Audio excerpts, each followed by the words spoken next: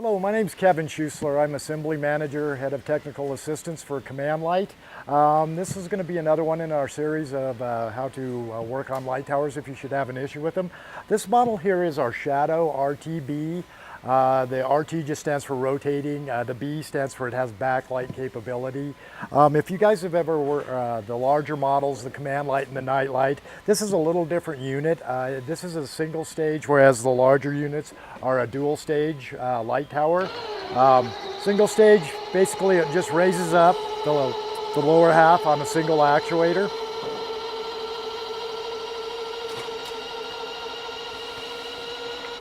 It also has rotating capability, either right or left, and then also the backlight, which is panning of the lower light banks on it.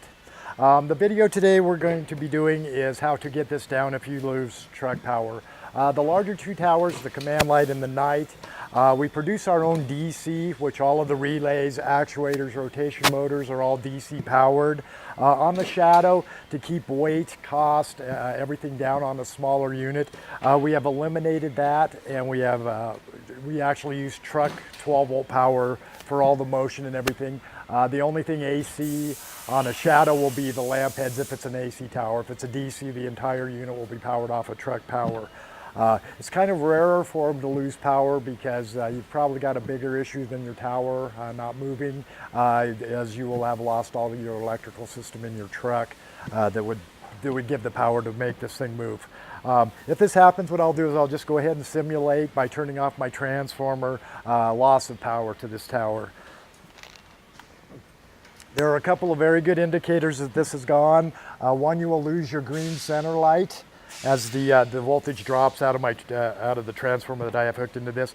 It'll also, the Turk sensor on here has a green power indicator light. This will also go out, showing that basically your tower is dead.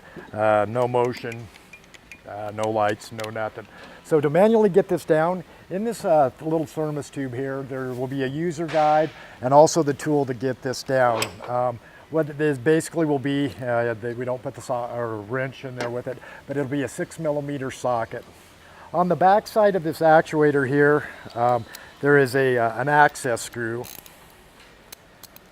And what you want to do is just go ahead and remove this. And I do caution anybody that's manually bringing one of these down to make sure this screw gets back in. These actuators are very good, very reliable actuators. If they do have one possible defect is if water would get internal into this actuator. They do corrode very badly.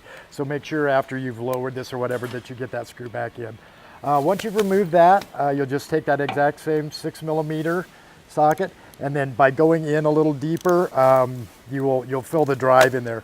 It will have a bit of resistance to it, and it does take a little while. You could use a drill or some other form of a little faster to do it. Just make sure your torque setting isn't set very high on your drill. What you can do is strip it out in there if you got it too high, but it will get you down. So as you're just manually lowering it, it does take a little while. They're very low gear ratio to handle the weights of the various towers.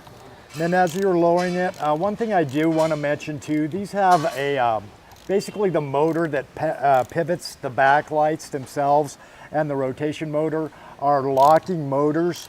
So as it's coming down, manually doing these could damage the motor or break the belt, which would just lead to a bigger repair, especially if you've just lost truck power. There's nothing wrong with the tower.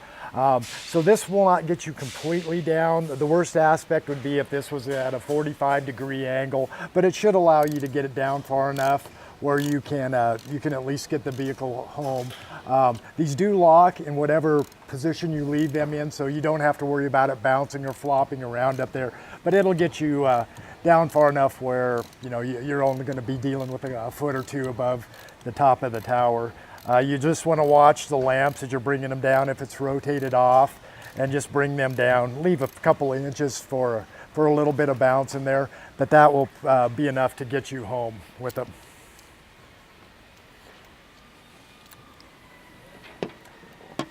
Again, after you've got this down as far as you wanted to go with it, go ahead and put this screw in so you don't lose it. And if you would by chance lose it or not be able to to get that screw back in there, please give us a call and we will send you one. I would hate to lose a fairly expensive actuator for something as inexpensive as a set screw. Again, that is tightened down.